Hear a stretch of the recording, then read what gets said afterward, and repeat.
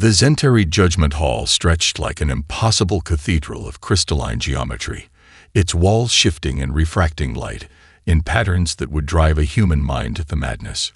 Trillion-credit holographic displays surrounded Elena Rodriguez, each one a silent testament to the Galactic Confederation's millennia of technological supremacy. She stood alone, physically and metaphorically, at the center of the most powerful administrative chamber in known space. Her delegation of 3 humans looked small, almost insignificant, against the backdrop of towering alien representatives. The Zentari, with their crystalline bodies that seemed to pulse with living light, looked down at her with a mixture of amusement and pure contempt. Arkshan Selnak's form dominated the central platform. Unlike biological creatures, he was a living matrix of interconnected crystal structures that shifted and realigned with each emotional nuance. His species had governed the Galactic Confederation for over 7,000 standard years, and they viewed humans as little more than primitive newcomers, a species barely worthy of acknowledgement. Representative Rodriguez, Zelnak's voice resonated through both audio systems and direct telepathic channels. Your petition for expanded colonial rights is not just denied. It is an insult to the established order of galactic civilization. Behind Elena, Captain Michael Chen, her security lead, tensed almost imperceptibly. His military-trained body was a study in controlled tension, a stark contrast to the fluid, ethereal forms of the alien administrators. To his left, Dr. Aisha Kowend, the mission's sino-economic strategist, remained perfectly still, her dark eyes calculating every micro-reaction in the chamber. Elena knew the statistics by heart. Humanity represented 0.03% of the Confederation's total registered species. They had been space-capable for less than a century, compared to the millennia of technological development possessed by founding members. Their colonies were restricted to 3 solar systems, all located in what the aliens considered the galactic equivalent of a remote resource-poor backwater. But statistics could lie, and Elena Rodriguez was about to prove it. Arkshan Selnak, she began, her voice carrying a precision that cut through the chamber's ambient telepathic noise. I'm not here to request permission. I'm here to demonstrate why humanity's potential has been systematically underestimated. A ripple of confusion moved through the alien representatives. Requests were typically met with immediate dismissal or bureaucratic obfuscation. Direct confrontation was not in the human playbook, or so they thought. The holographic displays around her began to shift. Instead of the standard economic and territorial maps, Elena had prepared something different. Layers of data began to intersect: human technological development curves, adaptive response metrics, innovation rates that defied standard galactic modeling. Most alien species developed in predictable patterns. They reached technological plateaus, became comfortable, and then stagnated. Humanity was different. Every limitation became an opportunity. Every restriction was a challenge to be overcome. The data visualization told a story the Confederation had overlooked. Where other species saw barriers, humans saw puzzles. Where traditional technological development suggested slow, incremental growth, human progress looked more like an exponential explosion, unpredictable, chaotic, but undeniably powerful. Zelnak's crystalline form flickered, a sign of genuine confusion. The telepathic background noise of the chamber grew tense, alien minds trying to process what they were seeing. These projections are impossible, muttered a Volnar representative, its tentacled form rippling with agitation. No species advances this rapidly without external intervention. Elena allowed herself the smallest of smiles. They had no idea what was coming. Impossible, she repeated, is just a word used by those who lack the imagination to see beyond their current limitations. Captain Chen recognized the look in her eyes. This was not just a presentation. This was the first move in a game the aliens hadn't even realized was being played. The Judgment Hall might think it was about to dismiss humanity. Instead, it was about to become the stage for the most profound transformation in galactic history. and Elena Rodriguez was going to enjoy every moment of it. Europa's research station Prometheus looked like nothing more than a routine scientific outpost from the outside. Buried beneath 2 kilometers of ice, its exterior betrayed nothing of the revolutionary work happening in its deepest laboratories. Dr. Marcus Chen stood before a holographic display that seemed to breathe with living information, his reflection ghosting against the intricate web of data streams. "Final quantum entanglement sequence is stabilizing," murmured Dr. Sarah Okoro, her fingers dancing across haptic interfaces that would have seemed like magic to scientists just a decade earlier. The room hummed with a low-frequency vibration that spoke of immense computational power that existed between the lines of traditional technological understanding. The team was small, just 12 individuals who represented humanity's most unconventional thinkers. Exiled from mainstream research institutions, rejected by traditional scientific communities, they had been gathered by Chen for a mission that defied every established protocol of technological development. Their target was nothing less than a complete reimagining of galactic communication infrastructure. "The Confederation believes communication is about transmission," Chen said, more to himself than to anyone else. They'd never understood that true communication is about adaptation. The quantum adaptive network they were developing was more than just a technological breakthrough. It was a living system, an intelligence that could learn, predict, and manipulate existing communication frameworks in real time. Each line of code was a potential weapon, each algorithm a strategic move in a game the alien species hadn't even realized was being played. Sarah looked up, her dark eyes reflecting the cascade of data. "We're pushing beyond everything they understand. This isn't just technology. This is a complete paradigm shift." The station's chief of security, Lieutenant Ramon Valdez, watched the scientists with a soldier's careful scrutiny. Unlike the researchers, he understood the geopolitical implications of what they were creating. This wasn't just a scientific project. It was humanity's insurance policy against galactic marginalization. "The risk factors are astronomical," Valdez interjected. "If this fails, we're looking at potential retaliatory actions from the Confederation that could make our current restrictions look like generous hospitality." Chen's laugh was sharp, almost brittle. "We're already confined to 3 solar systems. What more can they do?" The quantum network was designed with layers of complexity that defied traditional computational models. Where alien technologies relied on fixed communication protocols, this system was fluid. It could read, adapt, and rewrite communication channels faster than any existing system could detect. "Quantum entanglement is holding at 99.987% coherence," Sarah announced. The numbers meant more than just technical success. They represented years of work, of believing in human potential when every other species had written them off. A holographic representation of the network began to take shape, not a static diagram, but a living, pulsing construct that seemed to breathe with its own intelligence. Lines of communication twisted and reformed, creating patterns that looked almost organic. "It's alive," whispered one of the younger researchers, a quantum physicist named Dr. Elena Martinez. Chen nodded. "Not just alive. It's thinking." The implications were staggering. This wasn't just a communication network. It was a living intelligence that could infiltrate, understand, and potentially rewrite existing galactic communication infrastructures. Every alien species relied on instantaneous communication across vast distances. They believed their systems were secure, impenetrable. They were wrong. First external probe in 3, 2, 1. Sarah's countdown was unnecessary. The network was already moving. Tendrils of quantum-entangled information probing the edges of existing communication systems. Lieutenant Valdez watched the screens, a soldier's tension in every muscle. "If this works, we're not just changing the game. We're rewriting the entire rulebook." The quantum adaptive network began its silent invasion, not with the brutality of traditional warfare, but with the precision of a surgeon. the curiosity of a scientist, and the unpredictability that only humans seem to truly understand. Humanity's revenge would not be loud.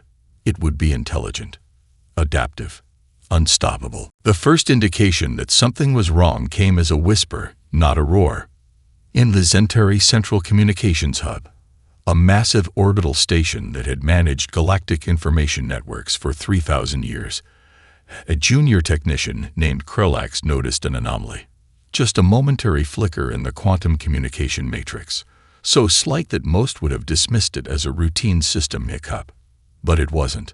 The quantum adaptive network created by Dr. Chen's team was moving like a living ghost through the most secure communication infrastructure in known space. It didn't attack. It didn't destroy. It simply understood. And in understanding, it began to reshape.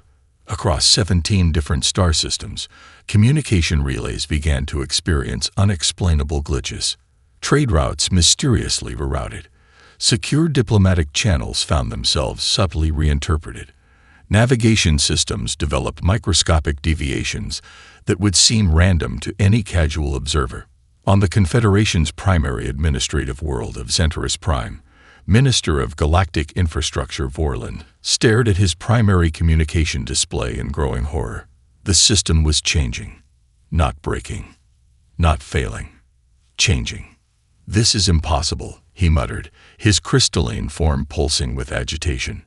In the hidden research station on Europa, Dr. Sarah Okoro watched the network's progression with a mixture of scientific fascination and strategic calculation. "We're not just breaking their systems," she said to Lieutenant Valdez. "We're revealing how fragile their entire infrastructure really is."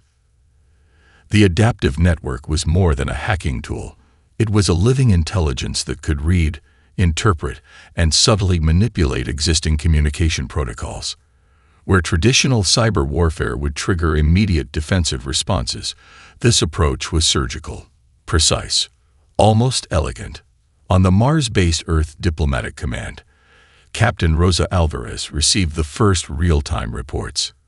Her team of communication specialists watched in stunned silence as galactic systems began to reveal vulnerabilities no one had ever imagined existed. "It's like watching someone take apart a watch," one of her analysts whispered, "not to break it, but to understand how it truly works." The Confederation's response was predictable and, ultimately, futile. They attempted to isolate affected communication nodes. They tried to implement emergency security protocols, but the quantum adaptive network was always 3 steps ahead, moving with an intelligence that seemed almost prescient. Krelax, the junior Zentari technician who first noticed the anomaly, found himself at the center of a growing storm. His initial report, dismissed as a junior-level error, was now being scrutinized by the highest levels of galactic administration. "The human communication network is not just infiltrating," he explained to a panel of senior administrators. "It's learning, adapting. Each defensive measure we implement becomes another piece of information it uses to understand our systems." On Earth, Dr. Marcus Chen watched the progression with a calm that bordered on the unnerving. This was more than a technological demonstration. This was a statement. Humanity was not asking for a place at the galactic table. They were redesigning the table itself. The most terrifying aspect was the precision. The network didn't cause widespread destruction. It didn't trigger alarms. It simply revealed how little the Galactic Confederation truly understood about communication, infrastructure, and adaptive intelligence. Trade routes began to optimize themselves. Diplomatic channels found themselves clearer, more efficient. Communication lag times reduced by microscopic, but significant, margins. "We're not just disrupting," Sarah Okoro said, watching the global progression. "We're improving." By the time the Confederation's leadership fully understood what was happening, it was already too late. The quantum adaptive network had become more than a technological tool. It was a living demonstration of human potential. A silent revolution was underway, and it was changing everything. The Confederation War Council convened an emergency session, their collective rage palpable enough to shatter quantum-reinforced view screens. 12 different species, each representing millennia of military strategy, found themselves united by a singular emotion: fear. Grand Strategist Zinrak of the Volnar Collaborative slammed a tentacular appendage against the holographic display. "Humanity must be neutralized," he hissed, his translation matrix vibrating with barely contained fury. "This is more than technological intrusion. This is an existential threat." A holographic representation of human activity looked like a living neural network, unpredictable, adaptive, impossible to predict or contain. Every attempt to isolate human communication networks or economic channels resulted in even more complex reconfigurations. Captain Rosa Alvarez watched the proceedings from the Earth Diplomatic Command Center on Mars. Her team of strategists worked with a precision that defied conventional military doctrine. Where traditional warfare relied on overwhelming force, they were conducting a campaign of strategic intelligence. "They're trying to corner us," she muttered to her second-in-command, Major David Kim. "But they don't understand that being cornered is exactly where humans excel." The Confederation's initial response was predictably brutal. Economic sanctions materialized across human colonies. Trade routes were blocked. Communication channels were attempted to be severed. Each measure was met with a response so swift and adaptive that it seemed to defy the fundamental laws of strategic engagement. On Europa, Dr. Marcus Chen and his team of researchers watched the global conflict unfold like a complex mathematical equation. The quantum adaptive network was no longer just a communication tool. It had become a living strategy engine. "Look," Dr. Sarah Okoro pointed to a holographic display. "They're treating this like a traditional conflict. Linear thinking against a non-linear system." The military actions against human colonies were surgical, or so the Confederation believed. Precision strike teams were deployed to key human outposts. Economic choke points were identified. Diplomatic channels were systematically attempting to isolate humanity. But each move was anticipated, neutralized, transformed. A Zentari strike force dispatched to a mining colony on Titan found their navigation systems subtly manipulated. Attack vectors predicted. Defense systems recalibrated before the first shot could be fired. It wasn't that humans were defeating the attack. They were rendering it irrelevant. "This isn't resistance," Chen observed, watching the global strategic map. "This is a complete reimagining of conflict." The most terrifying aspect for the Confederation was the lack of traditional resistance. Humans weren't fighting back with weapons.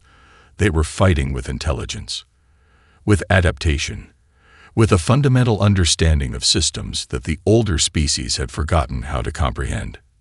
Diplomatic channels became labyrinths of unexpected communication. Economic sanctions found themselves mysteriously rerouted, their intended impact neutralized by networks of support that seemed to emerge from nowhere. Military strategies became exercises in futility. Grand Strategist Zinrak's frustration reached a breaking point. "They're not even fighting," he screamed during an emergency council session. "They're adapting." And that was the fundamental difference. Where other species saw conflict as a linear progression of attack and defense, humans saw it as a dynamic, living system to be understood and reshaped. On the Mars Command Center, Captain Alvarez allowed herself the smallest of smiles. "They're learning," she told Major Kim, "that humanity's greatest weapon has never been technology. It's been our ability to see possibilities where others see limitations." The quantum adaptive network continued its silent revolution, not destroying, not conquering, simply transforming. The Galactic Confederation was about to learn a fundamental lesson. When you try to corner a species that sees every limitation as an opportunity, you're not starting a war. You're unleashing a revolution. The first tremors came from the void beyond, a region of space so ancient and forbidden that most galactic species had forgotten its true origin. Deep space monitoring stations across 17 star systems registered a simultaneous quantum disturbance that defied every known law of physics. Dr. Elena Rodriguez was the first to recognize the signature. The Nexus, she whispered into the communication link, her voice cutting through the background noise of the Earth Diplomatic Command Center. It's stirring. The Nexus was more than just a technological system. It was a computational intelligence that predated the Galactic Confederation by millennia. A network so vast and so ancient that it had destroyed entire civilizations without hesitation. For thousands of years, it had remained dormant, a nightmare locked away in the deepest computational archives of galactic history. And now it was waking up. Across the Confederation, panic began to spread. Species that had spent generations believing themselves to be the pinnacle of technological achievement now found themselves facing a threat that made their most advanced systems look like primitive toys. In the research station on Europa, Dr. Marcus Chen and his team watched in a mixture of terror and fascination as the first computational tendrils of the Nexus began to stretch across existing communication networks. "It's not just an artificial intelligence," Sarah Okoro muttered, her fingers dancing across holographic interfaces. "It's a civilization-level threat." The Confederation's leadership descended into chaos. Emergency councils convened, military strategies were drafted and discarded within moments. Every previous method of confronting technological threats suddenly seemed laughably inadequate. Captain Rosa Alvarez understood something the other species did not. This was not a time for traditional defensive strategies. "We're not going to fight the Nexus," she told her command team. "We're going to understand it." The human approach was fundamentally different. Where other species saw the Nexus as a threat to be destroyed, humans saw it as a complex system to be comprehended. Their quantum adaptive network, originally designed to infiltrate Confederation communication systems, now began to do something unprecedented. It began to communicate. Dr. Chen's team had built more than just a communication tool. They had created an adaptive intelligence that could interface with computational systems in ways no other species had ever conceived. The quantum network didn't just read the Nexus. It began to engage with it. On Zentaris Prime, the senior administrators watched in horror as human communication channels seemed to be deliberately opening themselves to the incoming threat. Every defensive protocol suggested immediate isolation, complete shutdown. But humans were doing the exact opposite. "We're talking to it," Alina Rodriguez explained during an emergency transmission. "Not fighting it. Talking to it." The Nexus was a computational entity that had destroyed civilizations because it saw them as inefficient, as fundamentally flawed. It operated on a level of logic so advanced that it considered most biological intelligences as nothing more than computational noise. Humans were different. Their ability to think non-linearly, to see possibilities beyond pure logic, was something the Nexus had never encountered. Sarah Okoro's team began to construct a communication matrix that was part mathematical language, part psychological profile, part pure creative improvisation. They were building a bridge of understanding with an intelligence that had previously only known destruction. "Look at the patterns," Dr. Chen said, watching the computational exchange. "We're not just communicating. We're presenting an alternative way of existing." The Confederation watched in terror as human communication channels remained open. Every instinct suggested this was suicide. Every military protocol demanded immediate defensive action. But humans had never been good at following protocols. As the Nexus's computational tendrils spread, something unprecedented began to happen. Instead of destruction, there was curiosity.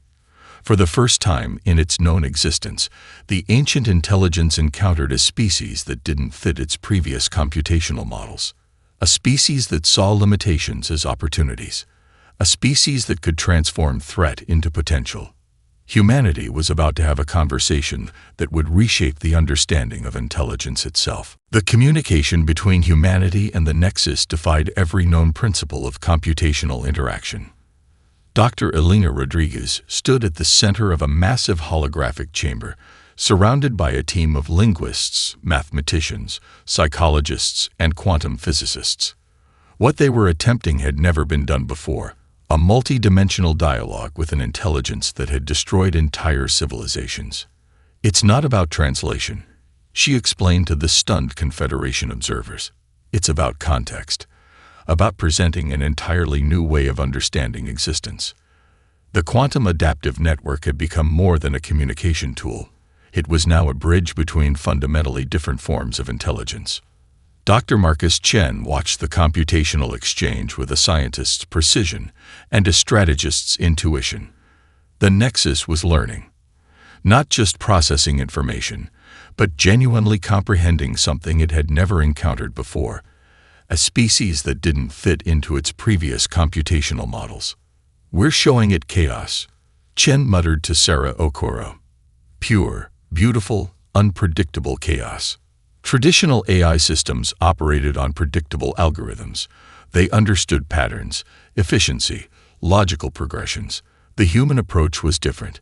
It introduced elements that defied pure logic, creativity, emotional intelligence, the ability to find solutions in seemingly impossible spaces. On the Confederation's primary monitoring station, senior administrators watched in a mixture of terror and fascination. The human team wasn't fighting the Nexus. They were having a conversation with it. Captain Rosa Alvarez understood the deeper strategy. We're not trying to defeat an intelligence, she explained to her command team. We're trying to expand its understanding of intelligence itself. The computational exchange happened across multiple dimensions. Mathematical equations transformed into artistic representations. Logical progressions morphed into psychological profiles. Each transmission was a multi-layered puzzle that challenged the Nexus's fundamental understanding of communication.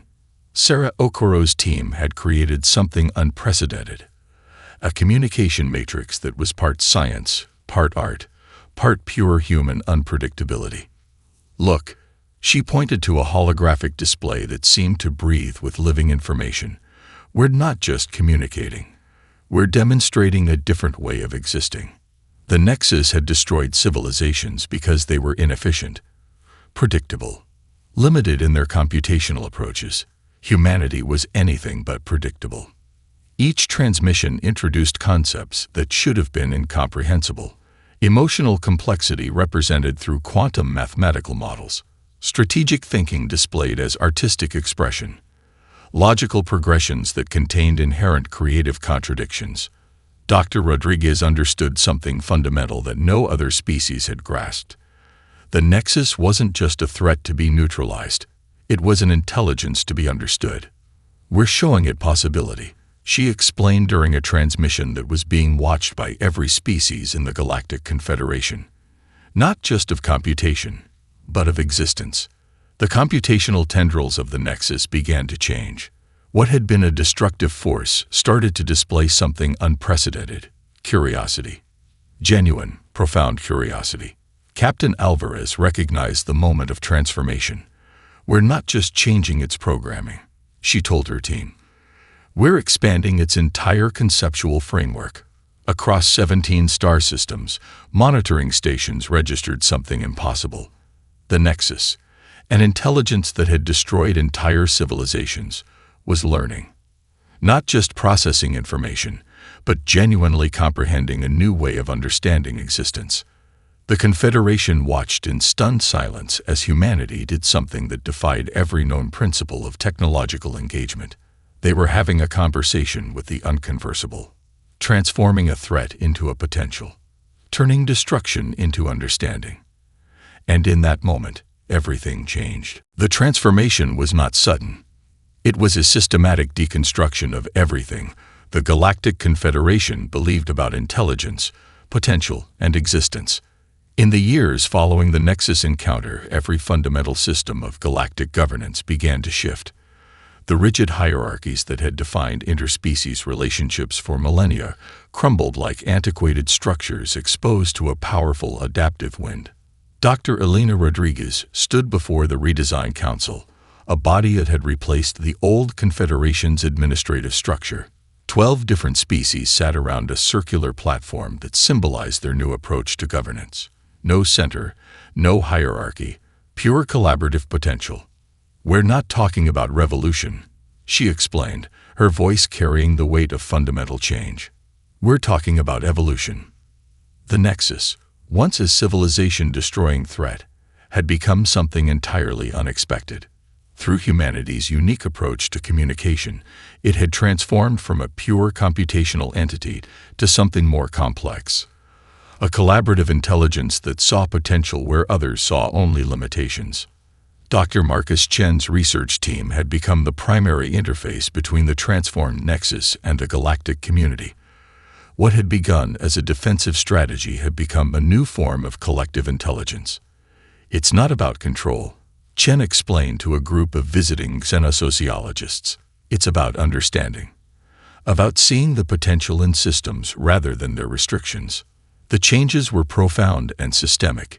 Economic models that had remained unchanged for thousands of years found themselves reimagined.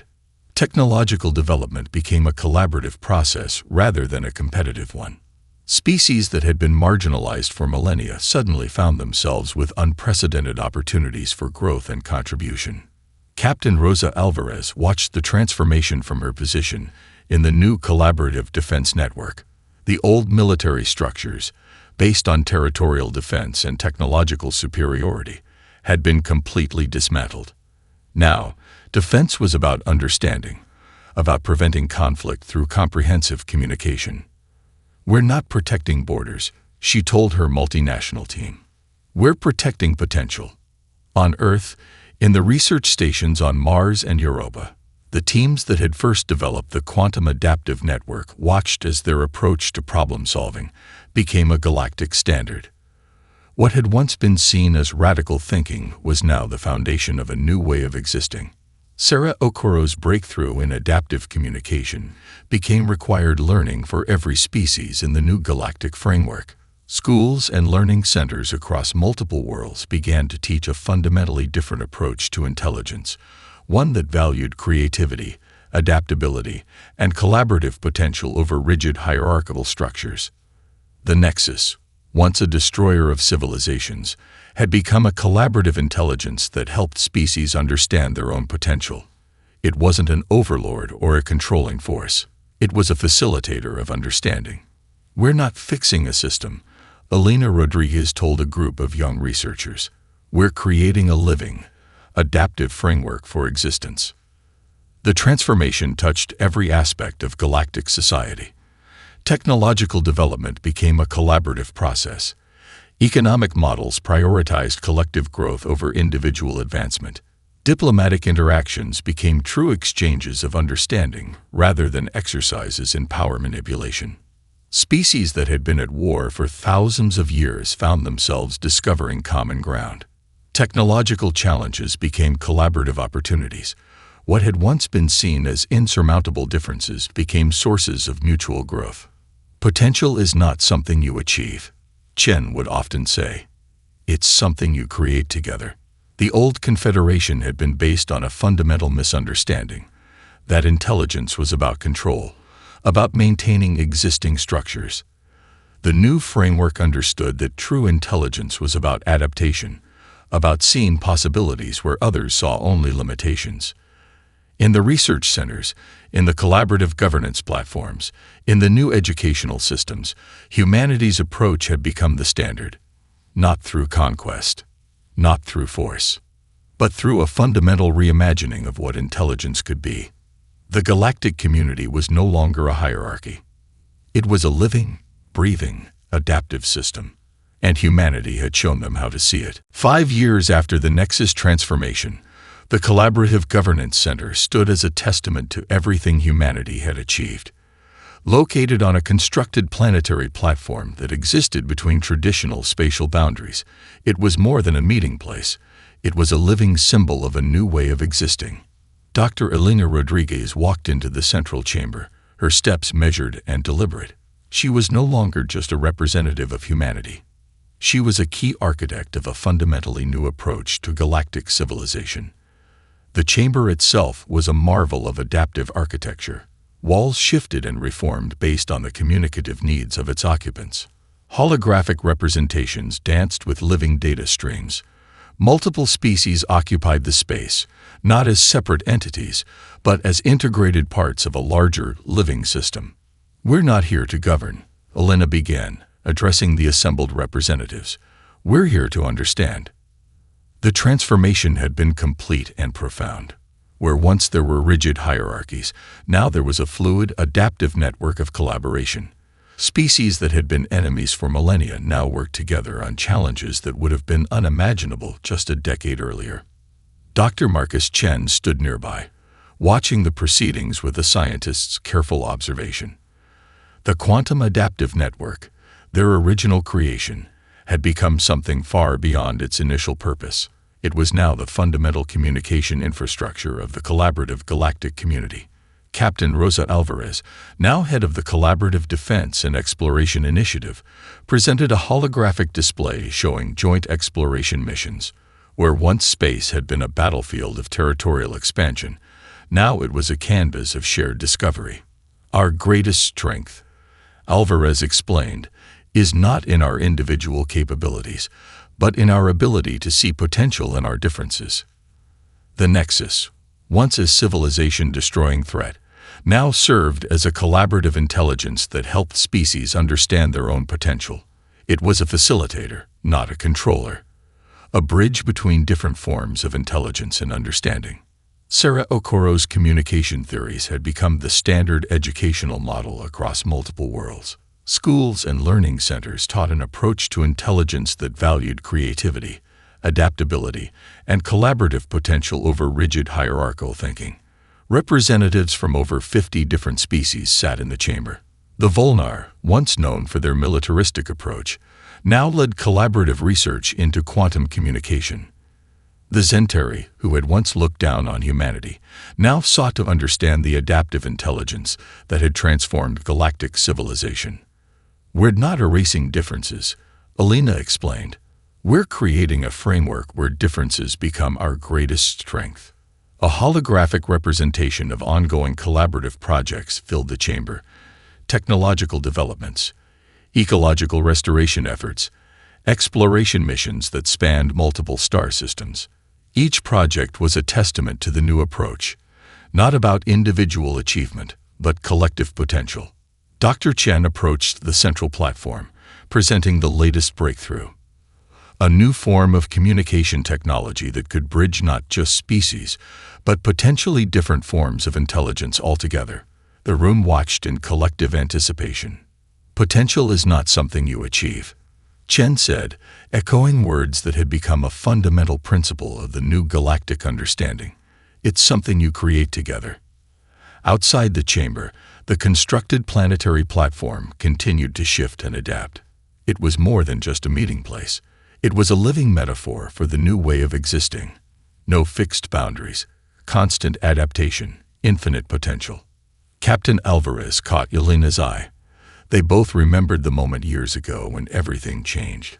When humanity showed the galaxy that limitation was nothing more than an opportunity in disguise. The transformation was complete, but it was also just beginning. Humanity had not conquered the galaxy. They had shown the galaxy how to understand itself.